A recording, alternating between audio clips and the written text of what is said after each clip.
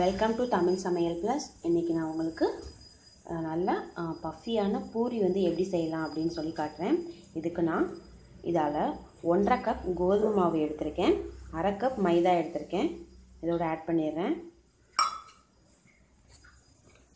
அடுத்து 2 table spoon ரவை சேர்த்துக்கிறேன்.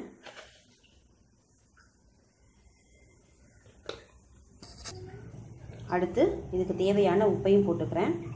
போட்டுட்டு இதை நம்ம தண்ணி விட்டு நல்லா எப்போதும் மாவு பிசைகிற மாதிரி, சப்பாத்தி மாவு பிசைகிற மாதிரியே பிசைஞ்சிக்கலாம். கொஞ்சம் கொஞ்சமாக தண்ணி விட்டு பிசைஞ்சிட்டு உங்களுக்கு காட்டுறேன். இந்த மாதிரி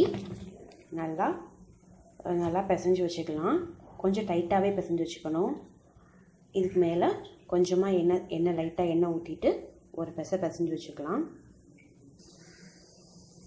இதை நம்ம நல்லா பிசைஞ்சாச்சு. இப்போ இதை வந்து ஒரு அரை மணி நேரத்துக்கு அப்படியே மூடி வச்சிடலாம்.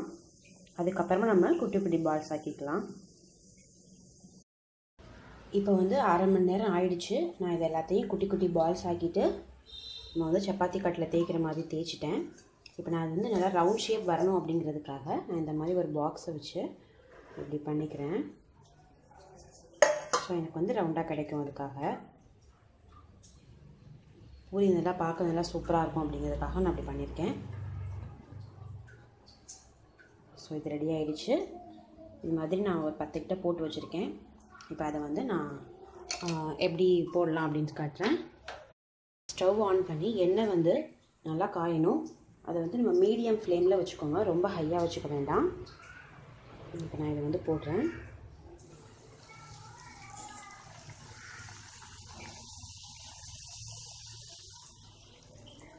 பாருங்கள், சூப்பராக உப்பிடுச்சு.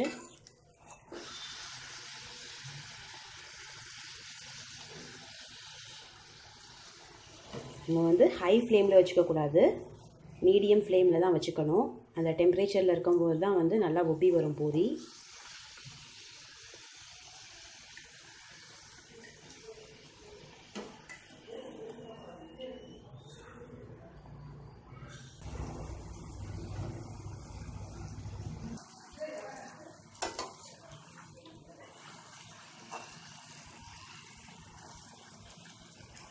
இதே போல் நம்ம வந்து எல்லாத்தையும் போட்டு எடுத்துடலாம்.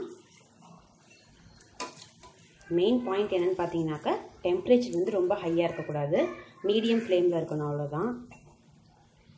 பாருங்கள், எல்லாம் சூப்பராக உப்பி வந்திருக்கு. இதே போல் செஞ்சு பாருங்கள். உங்கள் கமெண்ட்ஸ் எங்களோட ஷேர் பண்ணுங்கள். மறக்காமல் சேனலை சப்ஸ்கிரைப் பண்ணுங்கள். நன்றி, வணக்கம்.